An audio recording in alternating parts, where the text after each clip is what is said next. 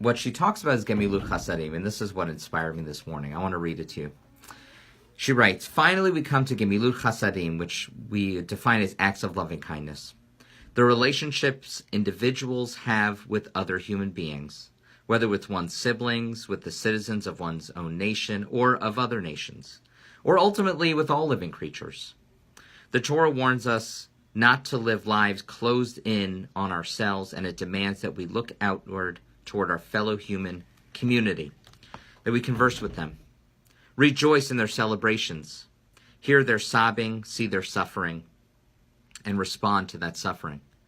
Gemilut Hasadim, that is, the effort to rescue one's fellow human beings from whatever threatens them, is one of the great national tasks of the Jewish people.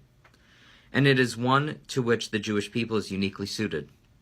Indeed, Israel's years of exile have granted it an intimate familiarity with the concept of suffering, a familiarity honed over the millennia to the point that it functions within the national consciousness as the very hallmark of redemption, which is itself conceptualized as a long, complex process rather than as a single event. Redemption will only sprout in the context of an unflagging effort to identify the suffering of other human beings, and will one day culminate in a profound recognition of the unique imprint of the other, the fellow human being, and that individual's needs and rights. Thus, Torah learning must lead a person to seek redemptive paths for humankind, rooted in the Torah's actualization of the potential to make a difference, to do good in two realms of life, Avodah and Gemilut Hasadim. God's Torah has a tremendous spiritual and ethical potential, but there is a negative valence as well to consider.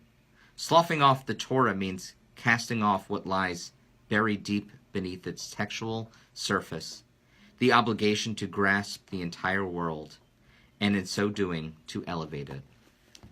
One of the people in the class, Harvey, he mentioned something really interesting, and what he thought of when he read this. When we read this out loud, he said that, this is like the exact opposite of monasticism, of this idea of separating from oneself, that to find God you have to be on a mountain alone.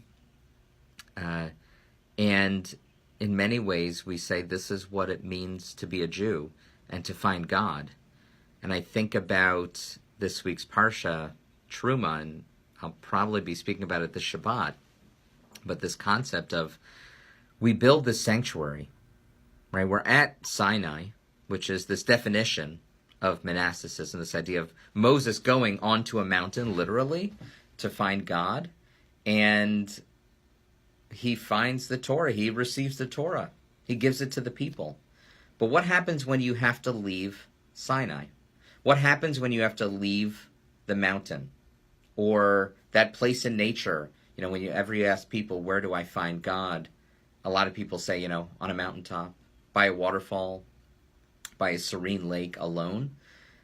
And we may think that that's finding God, and for many it is. It's a spiritual experience. But in Judaism, and I think what this teaches us, is that really we find God amongst others, doing these acts of loving kindness, being with others. I'll expand upon it this Shabbat, but I just wanted to share a little bit. There's some gleanings from this week's class. Join us next Friday morning for Minyan at 8 a.m. and continuation of our class. We'll get into the second Mishnah of chapter 1 of the third Mishnah of chapter 1 of Pirkei Avot. Wish you all an early Shabbat Shalom and hope to see you soon. Bye.